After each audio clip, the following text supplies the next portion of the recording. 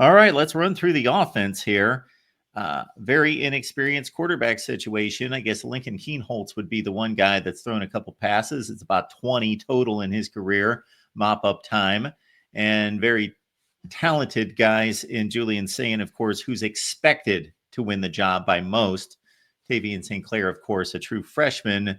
And as mentioned off the top, you're going to get a chance to talk to these guys this week. What are you looking to find out?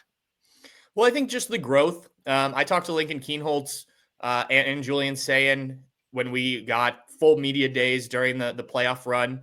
But I think now, okay, you've shifted from being Will Howard's backups, being behind Devin Brown, for Lincoln Keenholz being behind Julian Sayin. Now you're in the competition. So what does that look like? What does that feel like for these guys?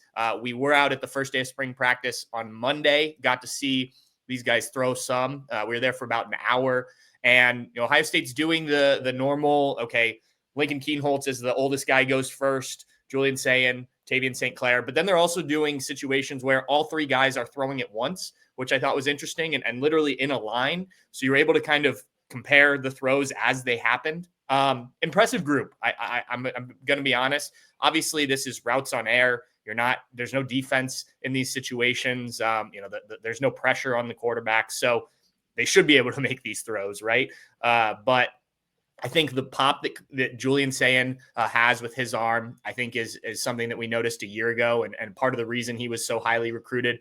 Lincoln Keenholz, in addition to being a great athlete and a guy who can do some things with his legs, I think you've started to see that development from him, at least, again, from the little bits we've seen.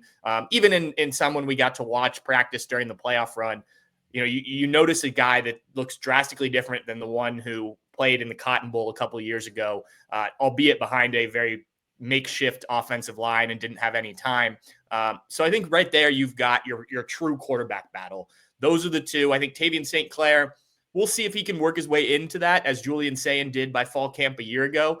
But Tavian St. Clair, remember, comes from a very small school in Bellefontaine. I think as talented as he is, it'll probably take some time for him to adjust to the high level that Ohio State plays at, even practices at, once the Buckeyes put pads on and really start doing some things. So I'm not ruling him out of the competition, but I think Julian Sayin, Lincoln Keenholz, that's your battle. And as you said, Mark, I think everyone expects former 5-star quarterback and one of the top quarterbacks, one of the top prospects in the 2024 class, Julian Sayin, to win the job ultimately.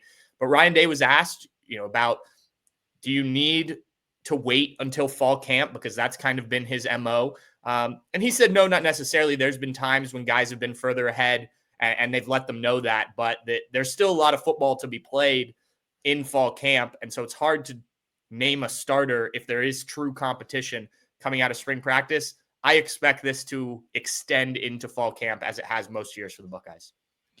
And as soon as I made the statement, I mentally checked myself because I remember Julian Sayin throwing a touchdown last year, which I just checked on. Yes, he went 5 for 12 with a touchdown pass. And Lincoln Keenholz, obviously, more significant time in relief of Devin Brown in the bowl game against Missouri.